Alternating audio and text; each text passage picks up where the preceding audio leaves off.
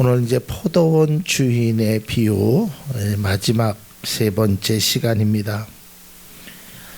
앞서 언급하였듯이 이 비유라는 것은 예수님께서 당시의 청중들을 향하여 아주 쉽게 그 뜻을 설명해 주거나 그 뜻을 해석해 주기 위해서 그 뜻에 담겨진 그런 것을 좀 쉽게 알고자 하는 것이 비유입니다.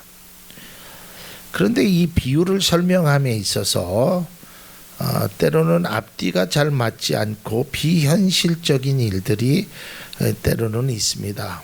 근데 우리는 그 비현실적인 것을 가지고 우리가 그것이 맞네 틀리네 한다라는 것은 바람직하지 않습니다. 바로 이런 것입니다. 이제 설교를 할 때 목사님들이 가끔 예화를 들여서 설교를 하지 않습니까? 그 예화라는 것은 좀 쉽게 이제 이해를 시키려고 하는 겁니다. 근데 이제 목사님이 이제 기도에 관해서 얘기하면서 기도라는 것이 내 어떠한 목적만을 채우는 것이 바람직하지 않습니다. 이제 이렇게 설교하시면서 이제 비유로 말씀합니다. 어떤 선교사님이 이 아프리카를 이렇게 길을 가다가 곰을 만났어요. 큰 곰을. 그러니까 이 선교사님이 이거 뭐 도망갈 데도 없고 그래서 이렇게 기도했답니다. 하나님, 저 곰이 예수 믿는 곰이 되게 해주십시오. 이렇게 기도했다라는 거예요. 그런데 갑자기 곰이 진짜 기도를 하더래요. 그래서 야, 내가 살았구나 이렇게 생각했는데 그 곰이 뭐라고 기도했냐면 하나님, 오늘도 일용할 양식을 주시니 감사합니다 이렇게 기도했다라는 거예요. 그러니까 이제 결국은 선교사님이 어떻게 됐다요. 이제 그런 비유를, 근데 그 비유를 듣던 어떤 사람이 에이 말도 안 돼, 무슨 곰이 기도를 해, 무슨, 이렇게 이야기하면 아무것도 안 된다는 겁니다. 거기에 뜻을 좀 설명하기 위해서 기도라는 이런 것이다. 마찬가지로 비유도 오늘 말씀에 보면 이제 우리가 잘 아는 대로 이제 일꾼들을 부르잖아. 이른 아침에 부르고 아침 9시에 11시에 3시에 5시에. 근데 어찌된 일인지 5시에 온 사람에게 한 데나리온을 주잖아요. 그러니까 우리가 잘 아는 대로 제일 먼저 온 사람은 야, 나는 저 사람보다 10배를 먼저 10배에 가까운 일을 했으니까 나에게 많이 주겠구나. 그런데 하나를 주니까 화를 냈다.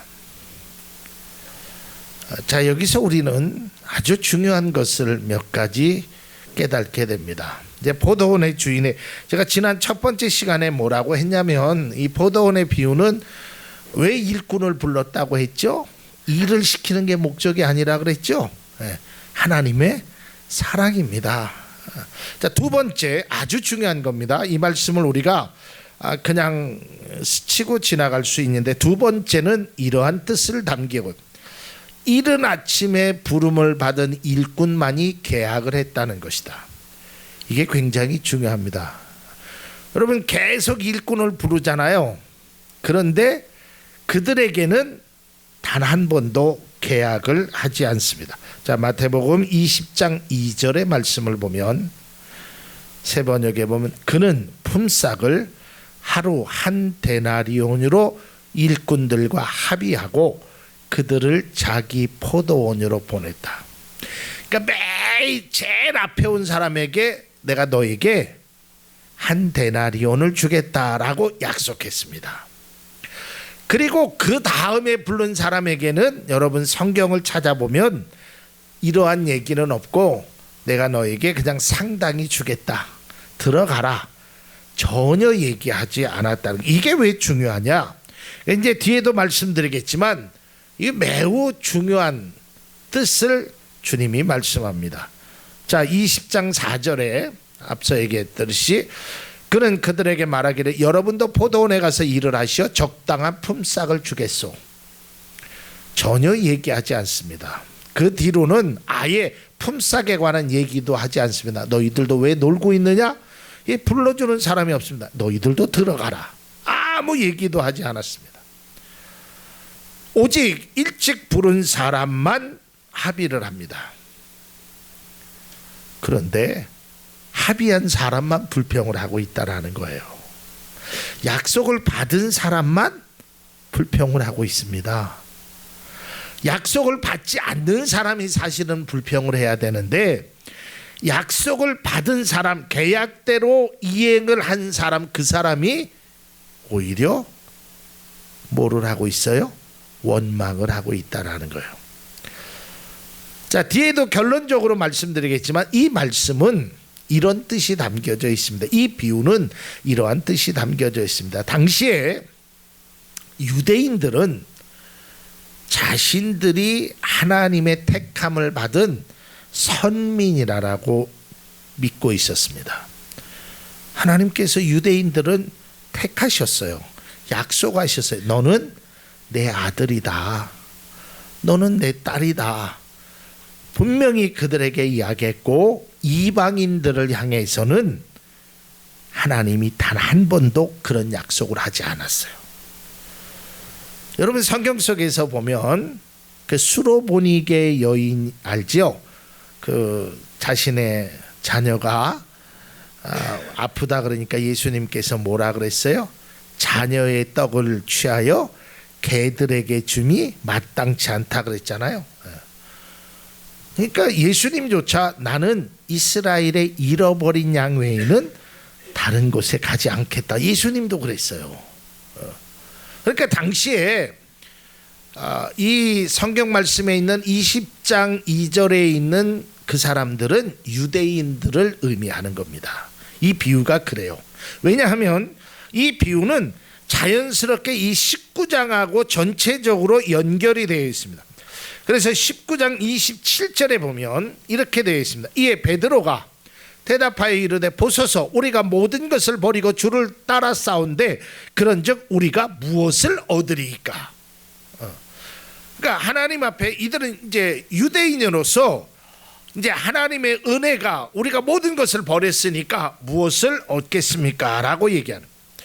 이것과 마찬가지로 오늘 일찍 온 사람은 우리는 다른 사람과 달리 더 많이 일했고 더 많은 것을 희생했고 따랐으니 다른 사람하고는 우리가 좀 차원이 달라야 된다. 여러분, 베드로도요 이방인들을 굉장히 무시했습니다. 여러분, 사도행전에 나타난 이방인 중에서 제1호로 구원에 받은 사람이 고넬료잖아요. 고넬료. 근데 이 고넬료 사건을 보면 하나님께서 베드로에게 환상을 보여주시잖아요. 내가 먹어라. 그러니까 베드로가 뭐라고 해야 돼? 저렇게 더러운 거 먹지 않겠습니다. 그러니까 환상 속에서 주님이 뭐라 그래? 왜 내가 깨끗한 거를 네가 더럽다고 하느냐 이러잖아요. 그 더러운 것을 상징하는 것이 바로 이방인이었어요.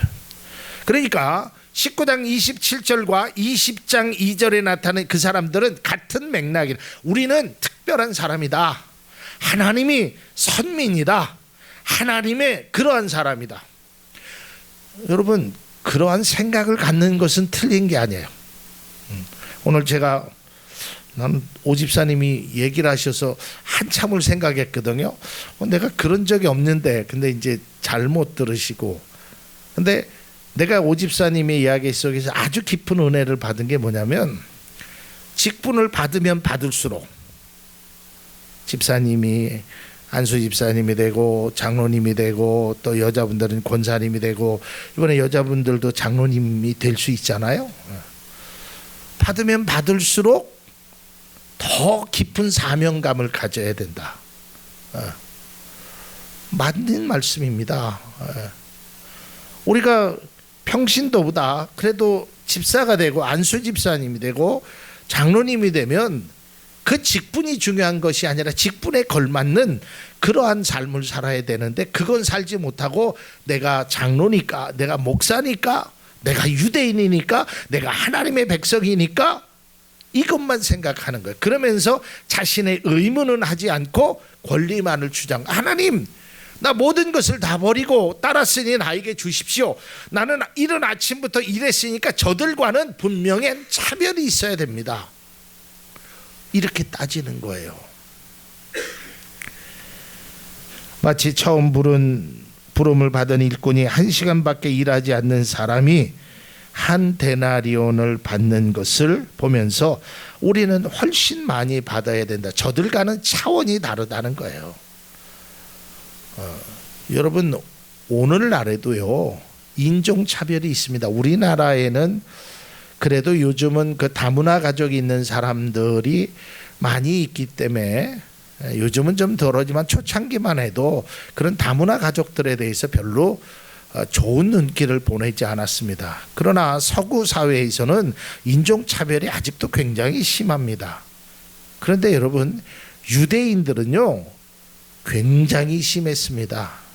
이 사람들은 인종차별을 하는 것 정도가 아니라 자기들 외에는 다른 사람들을 개, 돼지 취급했단 말이에요. 짐승 취급. 예수님도 얘기했잖아요. 자녀의 떡을 취하여 개들에게 줌이다. 그래서 심지어는요 그들이 사는 마을로 들어가지도 않았어요. 더럽다고 생각해서. 그들과 밥을 먹는 것도 죄를 짓는다고 생각했어요. 그래서 베드로가 그 사도행전에 보면 이방인들과 밥 먹다가 유대인들이 오니까 막 도망가거든요. 그 정도였었다고. 그러니까 유대인들은 이방인들과 함께 있는 것 자체로만도 굉장히 거부감을 느꼈어요. 왜? 자기들만이 하늘나라에 가겠다는 거예요.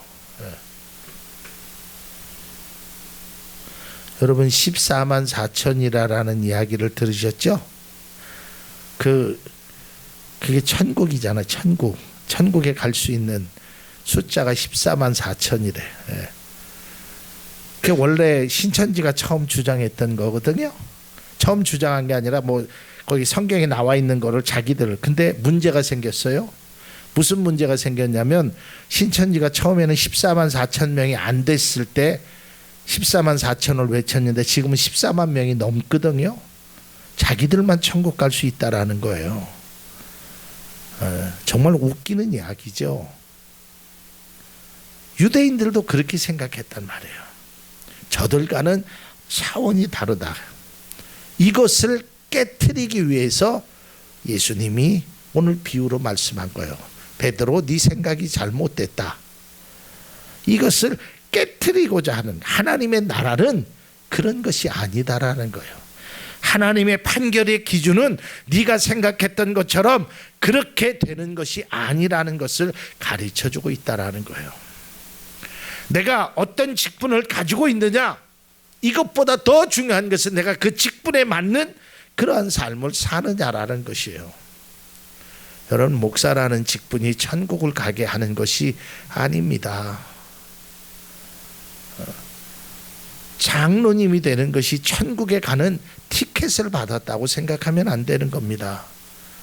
내가 목사면 목사답게, 장로님이면 장로님답게, 그리스도인이면 그리스도인답게 살아야 하는 것이, 그것이 천국 가는 길이지, 내가 어떠한 뭐 점수를 몇 점을 따야, 내가 어떠한 직분을 대야 이것은 천국 가는 길과는 전혀 관계가 없어요. 아침 일찍 부름을 받았냐, 늦게 받았느냐, 그게 중요한 게 아니라는 거예요. 그래서 세 번째 굉장히 중요한 예수님의 말씀이 있습니다. 나중된 자가 먼저 되는 것은 단순히 순서의 의미가 아니라, 이것 굉장히 중요한 겁니다. 여러분, 우리는 이 성경을 나중된 자가 먼저 되고 먼저 된 자가 나중된다라는 의미를 단순히 시간적인 의미로 받아들입니다.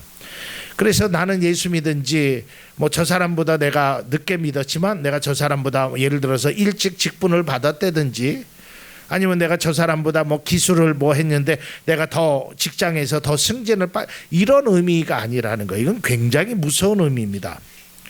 마태복음 19장 30절에도 예수님께서 베드로를 향하여 이렇게 말씀합니다. 그러나 먼저 된 자로서 나중되고 나중된 자로서 먼저 될 자가 많으니라. 이 말씀을 하시고요. 오늘 본문의 비유의 마지막에도 이제 좀 순서가 다릅니다. 마태복음에서는 먼저 된 자가 나중되고 나중된 자가 먼저 된다 그랬는데 20장에는 나중된 자가 먼저 되고 먼저 된 자가 나중된다. 이거 세 번역은 이렇게 번역합니다. 이와 같이 꼴찌들이 첫째가 되고 첫째들이 꼴찌가 될 것이다. 개역 개정판에는 이걸로 끝나는데요. 사실은 거기 뒤에 어떤 사본에는 이런 말씀이 있습니다. 다른 고대 사본에는 그 자막으로 준비가 안 되는 모양인데요. 새 번역에는 이렇게 되어 있습니다. 다른 고대 사본에는 부름을 받은 사람이 많으나 택함을 받은 사람은 적다. 이것이 첨가되어 있다. 사실은 이 말씀까지 해야 이 포도원의 비유의 전체적인 맥락을 이해할 수 있습니다. 여기에는 택함을 받은 사람이, 부름을 받은 사람이 어떠해야 되는지 이 전체적인 것을 알려주고 있다라는 거예요. 이거는 단순히 순서가 아닙니다. 택함을 받느냐 받지 못했느냐라는 거예요. 그래서 이 비유는 19장의 부자 청년을 비롯하여 당시에 유대인들이 생각하고 있는 그 전체적인 것들을 향하여 예수님이 경고로 말씀하는 거예요. 네가 부름을 받았다고 생각하지? 맞아, 불렀어 하나님이. 그러나 택함까지 받았다는 생각은, 그런 교만한 마음을 가지면 안 된다는 것을 유대인을 향하여 일침을 가하는 비유가 바로 이거예요. 유대인이라도 하나님 나라에 못 들어갈 수 있다라는 거예요. 심하게 말하면, 오늘날로 말하면 저니까 제가 이야기합니다. 목사라도 천국에 못 들어갈 수 있다라는 거예요. 차라리 평신도가 천국에 들어갈 수도 있다. 그러니까 여기서 중요한 거는 목사나 평신도냐 이게 중요한 게 아니라는 거예요. 네가 먼저 부름을 받았느냐, 나중을 부름 받았느냐, 무엇으로 부름을 받았느냐, 이게 중요한 게 아니라는 거예요.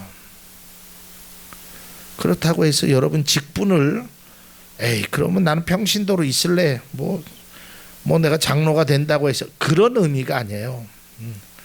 성경에는 또다시 직분을 사모하라고 그랬습니다. 그러니까 중요한 건 직분이 우리를 천국으로 인도하는 것이 아니라 직분에 맞는 삶을 사는 것이 진정한 그리스도인이라는 거예요.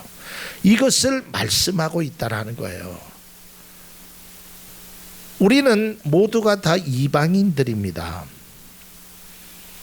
구약의 의미로 바라보면 우리는 하나님의 백성이 아닙니다. 그러나 예수님께서 십자가를 통해서 우리에게 하나님의 백성이 될 수 있는 길을 열어주셨다는 거예요. 그게 은혜고 그게 하나님이 여러분을 향한 사랑이라는 겁니다. 앞서 우리가 말씀드렸듯이 우리가 늦게 부름을 받았느냐, 내가 언제 예수를 알았느냐, 이것보다도 더 중요한 것은 내가 그 예수 그리스도를 통하여 어떠한 삶으로 그분께 영광의 모습을 보여주느냐가 더 중요한. 너희들은 유대인이라고 택함을 받았다고, 부름을 받았다고, 선택을 받았다고 너희는 스스로가 생각하면서 이방인들을 향하여 무시하고 그들은 한 데나리온을 받았으니까 나는 10데나리온이나 받아야 된다라는 그런 생각, 그것은 다르지 못하다는 거예요. 제가 앞서 말씀드렸죠. 제일 일찍 들어온 사람만이 계약이 됐다고.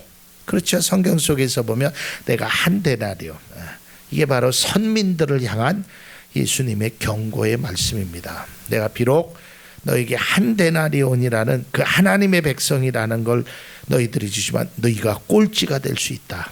아니, 더 무서운 건 그럼에도 불구하고 너희들이 잘못하면 하늘나라에 들어가지 못할 수도 있다라는 예수님의 강한 경고의 내용이 이 포도원의 비유를 통해서 나타나고 있다라는 것입니다.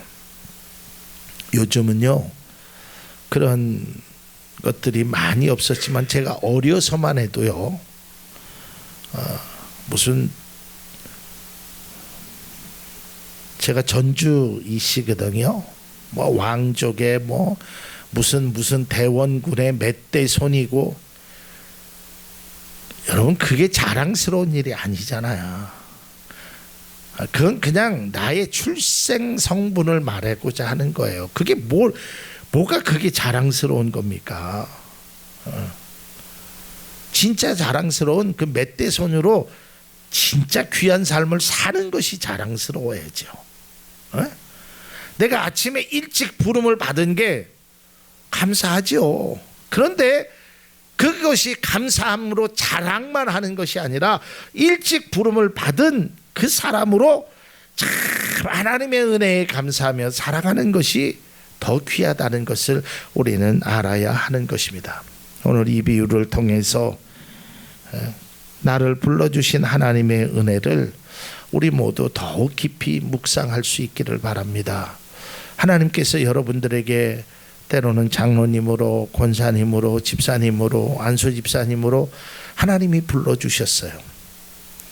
그런데 그 부름이 다른 사람을 비판하고 다른 사람을 평가하고 자기 자신에게 주어지신 하나님의 은혜를 잊어버리고 자신의 공로만을 이야기한다면 그것은 바람직한 모습이 아니고, 그것 때문에 주인을 원망한다면 더더욱이나 그리스도인의 삶에 있어서 온당한 일은 아니라는 것입니다. 끝으로 이 비유에서 말하고 있는 나중된 자가 먼저 되고 먼저 된 자가 나중되리라 하는 그 말씀 속에서는 우리가 택함을 받은 그리스도인으로 우리가 어떻게 살아야 되는가를 다시 한번 기억하면서 우리가 하나님 앞에 늘 겸손한 모습으로 나아가며 우리의 찬양 속에, 우리의 믿음 속에, 우리의 고백 속에 하나님 나를 사용하여 주옵소서. 나같이 부족하고 연약하지만 하나님의 뜻을 이루는데 내가 조금이라도 주의 교회를 위해서, 하나님의 나라를 위해서 내가 사용되기를 원합니다. 이러한 믿음의 고백과 함께 귀한 찬양을 주님께 드리도록 하겠습니다. 우리에겐 소원이 하나 있네.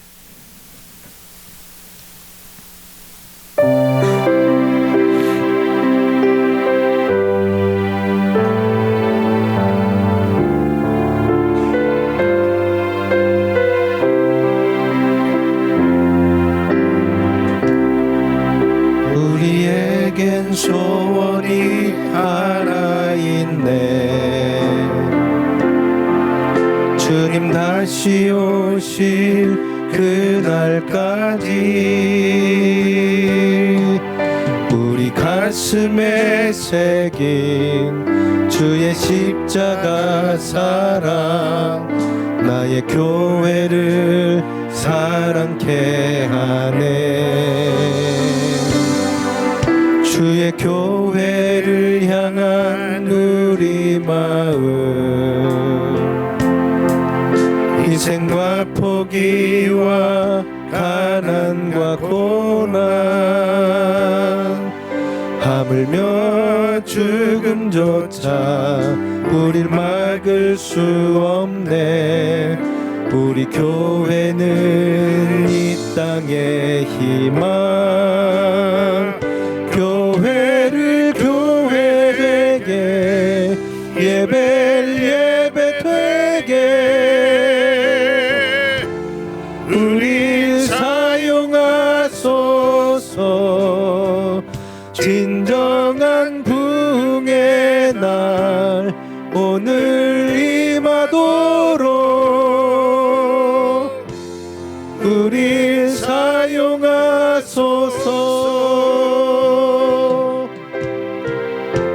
성령 안에 예배하리라. 자유의 마음으로 사랑으로 사역하리라.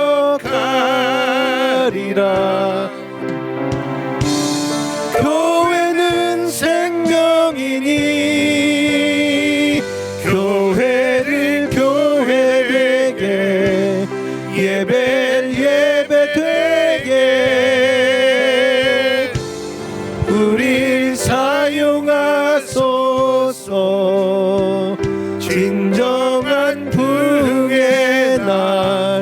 오늘 임하도록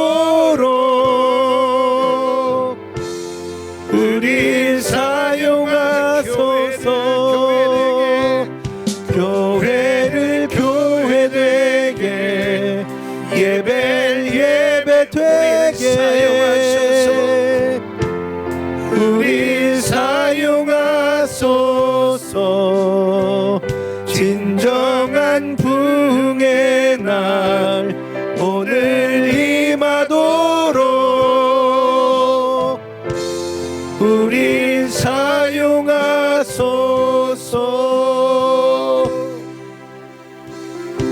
기도하겠습니다. 하나님의 나라를 위하여 나를 불러주셨고 나에게 귀한 사명을 주신 것을 감사하고 감사를 드립니다. 하나님, 주님 나라를 위하여 사용되는 것이 얼마나 귀함을 다시 한번 깨닫는 우리 모두 될 수 있도록 주님께서 인도하여 주시고, 오늘 이 포도원의 귀한 주인의 비유를 통하여 주인의 마음을 깨닫게 하시고, 먼저 된 자가 나중되고 나중된 자가 먼저 됨의 의미를 다시 한번 새겨서 혹여라도 하나님 우리가 주님이 주신 귀한 사명을 잃어버리고 주님의 주신 귀한 사랑을 잊고 살지 않도록 주님께서 귀한 은혜로 함께하여 주옵소서.